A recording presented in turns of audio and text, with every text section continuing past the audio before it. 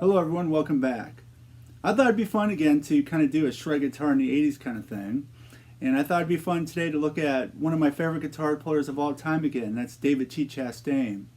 In particular, I thought it'd be fun to cover the intro to a song he did on this killer album, one of my favorite instrumental albums of all time, Within the Heat, that was released in 1989 on Leviathan Records. Edge of Insanity by Tony McAlpine, Vinnie Moore's Mind's Eye, his follow-up Time Odyssey. These albums were all huge for me. And these two David T. Chastain albums were right there, probably, maybe even my two favorites.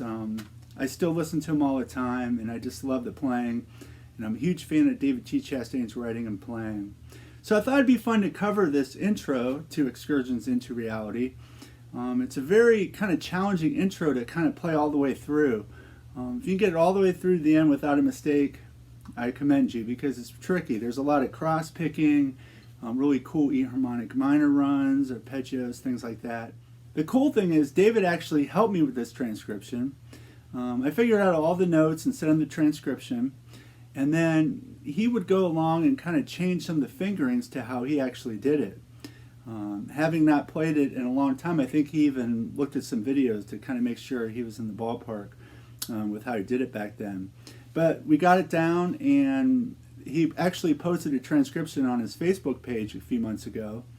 And I thought it would be fun to kind of break down the intro and kind of play it and show you how I finger it in terms of which fingers I use with his positions. So let's get started. Let's have fun. Let's break it down and see what it's all about. So the track starts out with a cool E harmonic minor run based off an E minor chord. It goes like this. That kind of alludes to kind of an E minor chord or an E minor major 7 chord. That kind of sound, which I love. I think it's great. And then from there he goes to a B major chord, and starting on 3rd he plays this. Straight up the harmonic minor scale. Let me slow it down a little bit for you.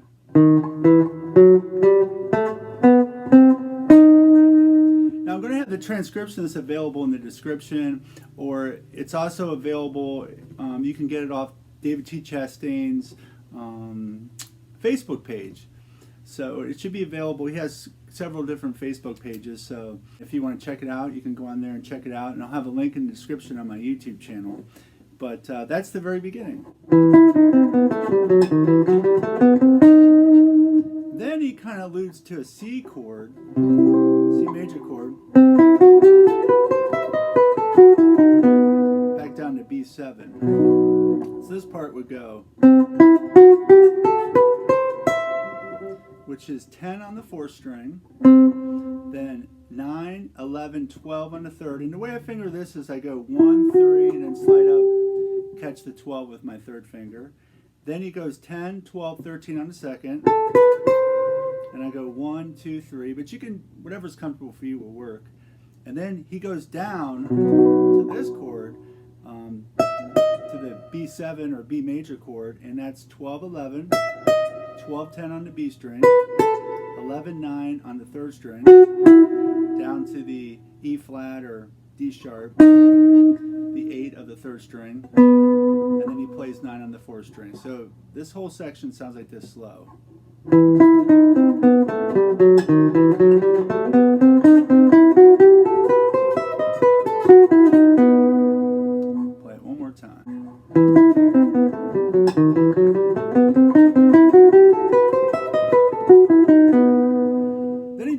down to like a C major chord or C major 7, kind of has that quality to it.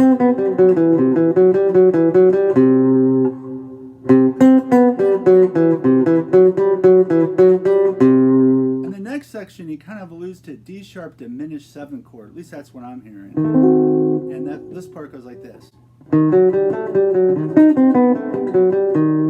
And the way I finger that is, I start my third finger on the 6th fret of the A string. Then I'll play 4, 5, 7, 5, 4 on the 4th. So I get. Then with my second finger, I'll hit the 6 on the 5th string. Reach up and play the octave on the 3rd string at the 8th fret. Then I go 5, 4 on the 3rd string. Back to 7, 5, 4 on the 4th. So I get.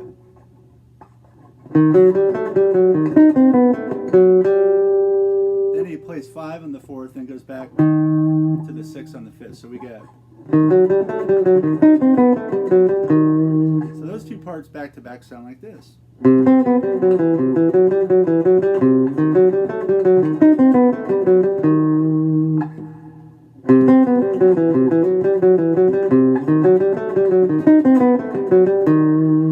you jump up and do the very first part again.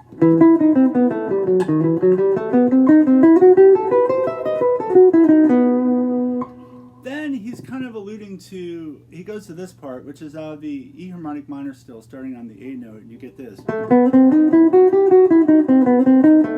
Almost here is kind of a, kind of that, back to that D sharp diminished 7th with an A in the bass. Kind of, that's what I'm hearing. A really cool sound. So that part goes like this.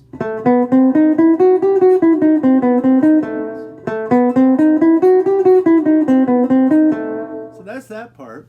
And then he does this really cool part, which is kind of a composite of the overdubs that he does on the album. But live, he kind of did a composite and does this really cool thing that kind of shifts up high in the neck. And it goes like this.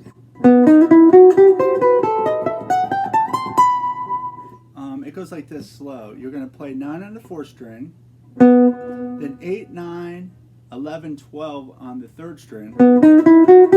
And I shift with my first finger from the 8 to 9, then my second finger plays 11, my third finger plays 12. Then you're going to go backwards, kind of descending on the B string to 13, 12, 10.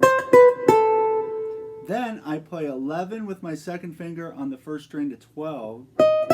Then I shift to my first finger and I play 14, 15, 17 with the 1st, 2nd, pinky. Slide up and hit all the way up to the 20. Then I play 19.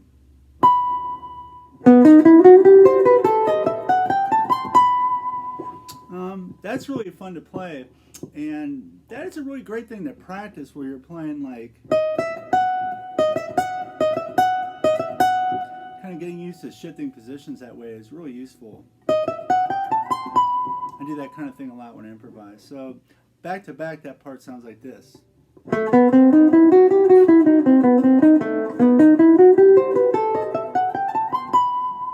He's kind of going from that. Then he runs straight down the E harmonic minor scale like this.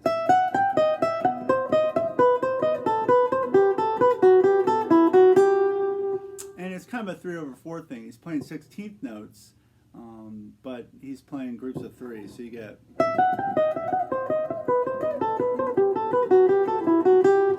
Then he keeps going right down the scale, which is 5/4 in the 2nd, 5/4 in the 3rd, 5/4 in the 4th, then 7, 6, 7 on the 5th, then 4, 5 on the 4th to 5/4 in the 2nd.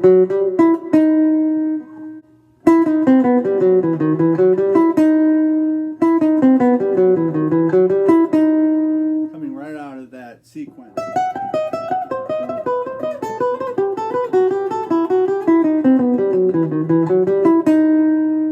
Part I think is kind of alluding to that C major chord, and it goes like this,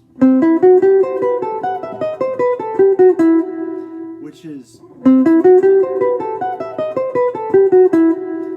10 on the 4th string, to 9, 11, 12. I use my third finger to play the 11 and 12. Then 13, 12, 10 on the second. To 14, 12, 11 on the first. Back to 13, 12, 10 on the second. Then he plays 12, 11, 9 on the third string. So you get. And the next section he plays over the B major chord, or B7.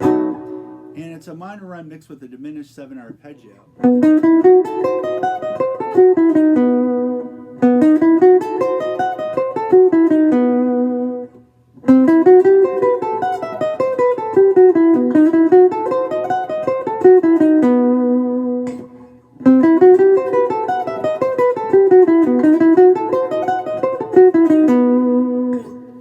And then he goes into an E minor arpeggio, kind of an E minor major 7 arpeggio out of the harmonic minor scale. And it goes like this. And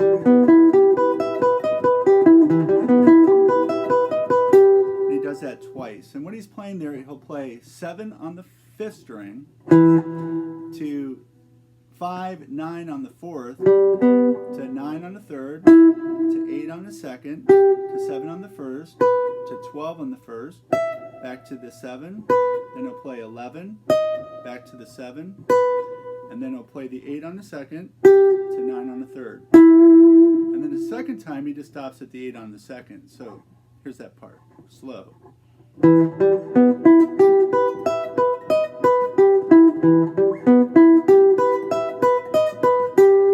And he does that twice.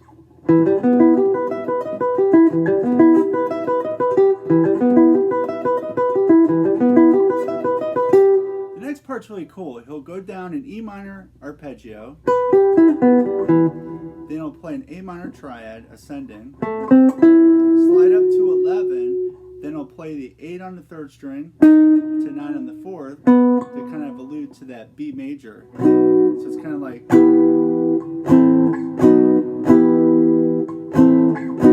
that kind of sound, which is really cool. I love it. And it goes like, just a cool part.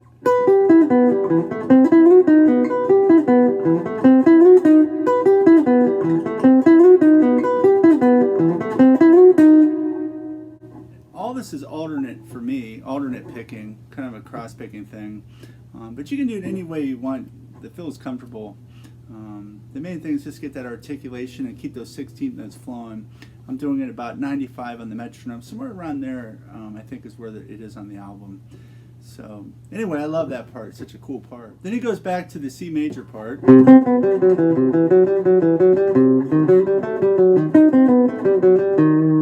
the D sharp diminished 7 kind of part. So you get.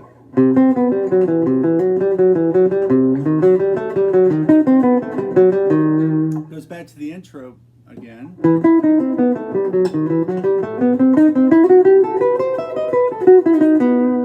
Kind of the first part.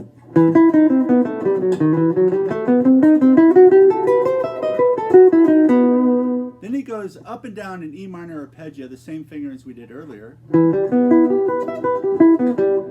Then he'll go to the E minor major 7 arpeggio.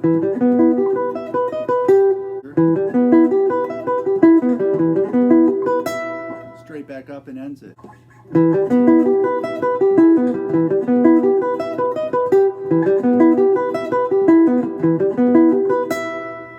So that's it. That's the intro. A lot of fun to play and definitely a challenge if you can get that up with the record. Like I said, I use alternate picking, but all sorts of cool harmonic minor ideas. I love David T. Chastain's playing. I really love his neoclassical playing. It's so unique. David's just a monster player and a huge influence on me. I'll have a link to the transcription of my YouTube channel in the description. You'll also be able to find that transcription on David T. Chastain's Facebook page. What's really cool is in late August of 2022, David's going to be releasing a couple compilation albums. Some of his favorite instrumental cuts that covers his whole career. And it's amazing to hear all these songs back to back. He covers so many different styles. Just incredible writing. I think David is one of my favorite writers ever. Of all the guitar shredders, I put David up there maybe at the top. I love his writing. It's so varied and interesting to me. all the different things he covers, because he can do blues, neoclassical, hard rock, metal, kind of mixing everything together. It's just really amazing and just so enjoyable to hear all those different styles blended together in his compilation. I got a chance to listen to the compilation about a week ago and was just blown away when I heard everything back to back. And another really cool release, a compilation that's coming out at that same time, is one of unreleased demos and live tracks. It's just mind-blowing. It has some of my favorite playing I've ever heard from him on here. He let me hear all these tracks, and I was just blown away by his playing. It just transported me right back to the 80s when I was just devouring every lick I could from Chastain and Yngwie and Vinny. And you could just feel something in the air in some of these tracks that really captured it. It has some of David's best playing. He's so fluid and clean on this stuff. And the thing that always set David apart to me was his phrasing and unpredictability. Some players you can kind of guess what's going to come next. With David, you never could. And that phrasing that David had, just amazing. How he'd play a fast run, then he'd do like these quarter note triplets going up the neck to kind of end the phrase. It was all just seamless and so musical, and just love it. And some of the demos on this album are just mind-blowing. You'll hear some like little bits maybe he used for an intro in other albums, but it's like the whole thing, which is really cool. I think there's a Thunder and Lightning demo on there. It blows my mind. You have some instrumental variation demos on there, some of the cool fusion-y kind of things, some straight ahead rock. The live tracks sound great. There's an unaccompanied guitar solo. Just amazing stuff, and I'm really excited for everyone to hear it. If you're a fan of 80s shred or just metal in general, or just virtuoso guitar playing, you got to check it out. It's definitely one to have in your collection. All the songs within the Heat are just incredible. The songwriting, the playing. I mean, the rhythm section of this album is mind-blowing. You have Ken Mary on drums and David Harbour on bass. And those two are just playing amazing on this album. And David's always amazing, and his writing's just fantastic writing. Excursions into Reality that we went over the intro here is just a neoclassical metal masterpiece. One of the best of the whole era, I think. One of the best songs from the whole era. Then he goes into Danger Zone F107, which kind of, I think he was influenced, he said, or he kind of copped a feel a little bit to Hendrix's Third Stone from the Sun, but he kind of turned it into a fusion tune. If I remember reading right, that was kind of an inspiration for the song. If I'm wrong, sorry, David. But I remember reading that years ago. And the first solo on Danger Zone is one of my favorite solos ever. I mean, David just, it's so melodic. It's not super long, but every note's perfect. The phrasing, note choice is just amazing. And the second solo, he just goes into these blistering double-picked runs that he's known for. Danger Zone is definitely a classic of the genre. And then The Visionaries has probably my favorite soloing on the whole album. It's just chock full of neoclassical soloing. The first solo break is so fluid, and he zoom up and down the neck and phrasing ending with quarter note triplets. And that was a huge influence on me, just the way he would end his phrases like he wasn't in a hurry. I know a lot of shredders, they play really fast, and they just play fast, and then they'll bend that note at the end. David would play fast and break down the run, and then, like, timing-wise, and kind of slow it down. And it was just brilliant. So he was always mixing up his rhythms and the phrasing, which is kind of what I'm into more than anything anymore. It's just great phrasing as well as all the other stuff, And then the Return of the Six on this album, the next track, kind of has a Chastain vibe, almost a fortune teller vibe, with just killer soloing again, killer drumming and bass playing, just a great track. Then he goes into Nightmares, which Nightmares is really kind of an exotic sounding, dark and sinister kind of ballad that really doesn't sound like anybody but David. Just chock full of really melodic ideas in a kind of a dark, sinister kind of way. Could be like a soundtrack to a horror movie. Then he goes into Within the Heat, just a driving track full of great soloing. The next track is called Zafunkt NC. I'm never really sure how to pronounce that one. But it kind of has a Chastain vibe in a way that's really funky. He kind of took that boom, doom, doom, that kind of riff from Chastain, turned into just a killer kind of funky rock kind of thing, which really stood out at the time. There weren't a lot of guys playing that groove back in the era, especially from the Shrapnel era. Just a great track. And then It's Still in Your Eyes. I think Leather actually does a version of this on her solo album. This is kind of an instrumental version, just a brilliant ballad, just chock full of just great phrasing and storytelling. Just a great track. And then In Your Face is just a drive-in kind of rock song with more great soloing. Just a really explosive track. Then Pantheon almost has kind of, it's like a metal acoustic version of John McLaughlin, kind of what it strikes me as. I can hear that McLaughlin influence on there. Really beautiful kind of acoustic guitar playing on it over a drive-in kind of rhythm. And then he ends the album with Desert Nights, which is just another blistering song with cool runs. So overall, this album is one of my favorites of the whole genre. It still holds up. I listen to it all the time. I always put it on at night when I'm kind of chilling and just really enjoyed it a lot. The 1-2 punch of these two albums, I can't say enough about. Instrumental variations into Within the Heat. What an incredible time to become up as a guitar player. And it's so cool to have these. They still sound as fresh today as they did back then.